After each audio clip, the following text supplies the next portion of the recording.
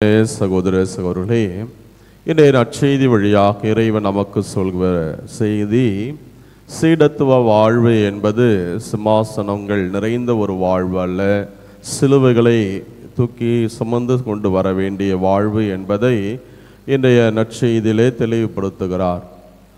அன்பார்ந்தவர்களே, இந்த மறைநூல் அறிஞர்கள் ஒருவர் சென்று தான் இயேசுவை பின்தொடர வேண்டும் என்ற மிகுந்த ஒரு ஆர்வத்தோடு அவரிடத்திலே கேட்கிற பொழுது, இயேசு அவருக்கு சொல்லுகிற அந்த செய்தி, எனக்கு நீர் நினைப்பது போல இந்த சீடத்துவ வாழ்வு என்பது ஒரு சுகபோகமான ஒரு வாழ்வல்ல, எனக்கு தலை சாய்க்க கூட இடமில்லை என்ற ஒரு செய்தியை சொன்னபோது, அந்த மறைநூல் அறிஞருடைய பதில் எதுவுமே அங்கு சொல்லப்படவில்லை.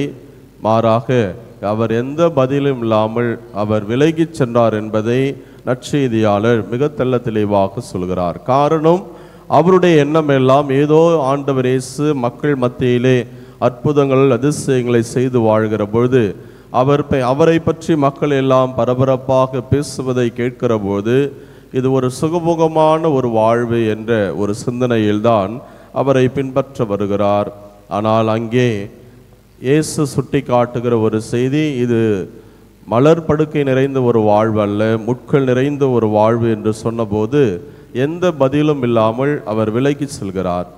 இரண்டாவது, மற்றொரு இயேசுவின் சீடர் அவரிடத்திலே வந்து, நானும் உன்னை பின்தொடர்வேன், ஆனால் முதலில் என்னுடைய பெற்றோரை நான் அடக்கம் செய்து விட்டு வர அனுமதியும் என்று சொல்கிறார். பாந்தவர்களே, அந்த பெற்றோர் எப்பொழுது இறப்பது, இறந்த பிற்பாடு அவரை எப்பொழுது அடக்கம் செய்வது, பிறகு அவர் இயேசுவை பின்பற்றுவது, அப்படி என்று சொன்னால் முன்னுரிமை பணி வாழ்விலே கடவுளுக்குத்தான் நாம் முதலிடம் கொடுக்க வேண்டுமே ஒழிய நம்முடைய மற்ற காரியங்களுக்கு அல்ல. உலக காரியங்கள், பெற்றோருக்கு நாம் செய்ய வேண்டிய கடமை என்று ஒன்று உண்டு. ஆனால் உடன் பிறந்தவர்கள் மற்றவர்கள் இருக்கிற பட்சத்திலே அவர்களை பார்த்து கொள்வார்கள். எப்பொழுது நான் இயேசுவை பின்தொடர்வேன் என்ற அந்த தீர்க்கமான ஒரு முடிவை எடுக்கிறோமோ, பிறகு நாம் திரும்பி பார்க்கக்கூடாது. அதைத்தான் ஆண்டவர் கலப்பையில் கை வைத்த பின் திரும்பி பார்ப்பவன் எவனும் என் சீடத்துவ வாழ்வுக்கு தகுதியற்றவன் என்று சொல்கிறார். எனவே அன்பார்ந்த சகோதர சகோதரிகளே, சீடத்துவ வாழ்வு அதனுடைய சாராம்சத்தை இன்றைய நற்செய்தியிலே இரண்டு மனிதர்கள் வழியாக இரண்டு சிறப்பான செய்தி. முதலாவது, சீடத்துவ வாழ்வு சிலுவைகளை ஏற்று வர வேண்டிய ஒரு வாழ்வு, அது சுகபோகமானது அல்ல. இரண்டாவது, முதலிடம் நீ யாருக்கு கொடுக்க வேண்டும் என்பதை தீர்மானிக்க வேண்டும்.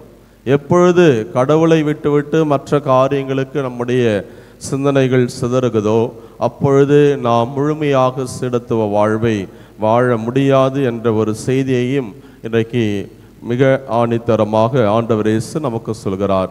எனவே அன்பார்ந்த சகோதர சகோதரர்களே, இன்றைய நற்செய்தி நமக்கு சொல்கிற அந்த அழைப்பை ஏற்று எல்லா நிலையிலும் ஆண்டவரை பின்பற்றி, முதல் வாசகம் நமக்கு அறிவுறுத்துவது போல ஏழை எளியவர்களில் இறைவனை நாம் காண வேண்டும். ஏனென்றால் பழைய ஏற்பாட்டு முறைமைப்படி பார்க்கிற போது யாவே இறைவன் என்பவர் அவர் ஏழைகளினுடைய இறைவனாக இருக்கிறார். காட் ஆஃப் அனாவீம் என்று சொல்வார்கள்.